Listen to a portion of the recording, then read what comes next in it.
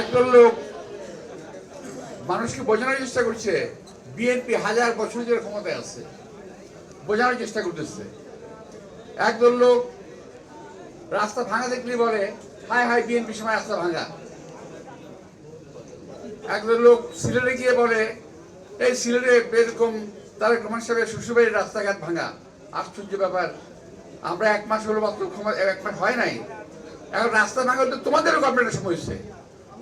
সাবেক যে গভর্নমেন্ট সরকার ছিল, ইউনূস সরকার, এটা তো তোমাদের সরকার, মনে নাই তোমরা অ্যাপয়েন্টমেন্ট দিয়েছি না ইউনূস সরকারকে? এই এদেরকে দেওয়া অ্যাপয়েন্টমেন্টের সরকারের সময় এই দেশের অর্থনীতি, রাস্তাঘাট, ব্যবসা বাণিজ্য সমস্ত কিছু তছনছ হয়ে গেছে। আওয়ামী লীগের সময় যথেষ্ট ক্ষতি হয়েছে দেশের, আর তোমাদের এই সরকারের সময় দেশের আরো বেশি ক্ষতি হয়ে গেছে। তবে লাভ হয়েছে একটা, কি জানো? লাভ হয়েছে তোমাদের চেহারায় কিছু জৌলুস এসেছে, জৌলুস চকচক হয়ে গেছে, আর আগের মতো নাই। একজনের চেহারা চকচকে, গাড়ি, টাকা পয়সা, জৌলুস সব দিক থেকে এসে এটা একটা লাভ হয়েছে বাংলাদেশের।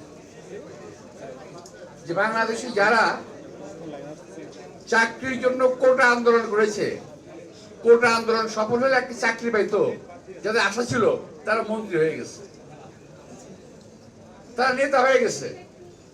আর নেতা হয়েই এখন সরকার পাল্টানোর জন্য ব্যস্ত হয়ে গেছে। আরে ভাই, বিএনপি তো ক্ষমতা আগেও ছিল, এখনো আছে, থাকবে।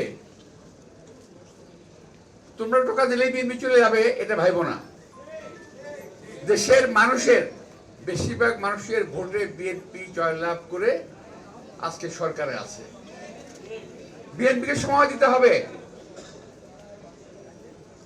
18 মাসে যা ক্ষতি হয়েছে, 18 বছর যে ক্ষতি হয়েছে, সেটা 18 দিনে সম্ভব না, 18 মাসে সম্ভব না। আমাদের নেতা তারেক রহমান সাহেব চেষ্টা করছেন, পরিশ্রম করছেন, আমরাও কাজ করছি, আপনারা কাজ করছেন, এবং এর মধ্যে মানে কি জানি বলে একটা বিস্ফোরা, মানে গোদের উপরে বিস্ফোরা, এরকম করে একটা চলে আসলো একটা যুদ্ধ সামনে। এই যে যুদ্ধ, এই যুদ্ধ দেশটাকে আরো কত ক্ষতিগ্রস্ত করবে কে জানে, আল্লাহ বলতে পারবে। এটা আমাদেরকে যে এখন সবাইকে মিলে আল্লাহর রহমত কামনা করা উচিত। সবাই মিলে আসুন, আমি যে কথাগুলো বলছি এই কথাগুলো যেন আমাকে বলতে না হয়। আপনারা এমন কোনো কথা বলেন না যাতে আমাদেরকে এটা জবাব দিতে হয় খারাপ ভাবে। আমরা কখনো আর ঝগড়াঝাড়ি রাজনীতি করতে চাই না বাংলাদেশে। বহু হয়েছে, বহু হয়েছে। আমি এর আগে বলে আসি, যখন আগে আবারও বলছি যে আমাদের এই যে বারডেমের প্রতিষ্ঠাতা ইব্রাহিম সাহেব, নাম শুনেছেন না?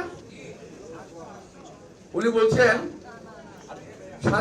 স্বাধীনতার পরে এই যাবৎকাল খোরাতে খোরাতে ভারত এত আগে এগিয়ে গেল, আর আমরা বাংলাদেশ স্বাধীনতার পর এতকাল খোরাতে খোরাতে পিছিয়ে চলে গেলাম। তো আমাদেরকে আর খোরাতে চাই না আমরা। এখন আমরা শক্ত সাবলীল ফুটিং নিয়ে আমরা শক্তভাবে হাঁটতে চাই সামনের দিকে। সবার সহযোগিতা নিয়ে এই সরকারকে সাহায্য করেন, সরকারকে ব্যর্থ করার চেষ্টা করবেন না দয়া করে কেউ। সরকারকে সাহায্য করেন, আমরাও এই দেশে মানুষের সঙ্গে নিয়ে দেশকে আগে বাড়িয়ে নিয়ে যেতে চাই।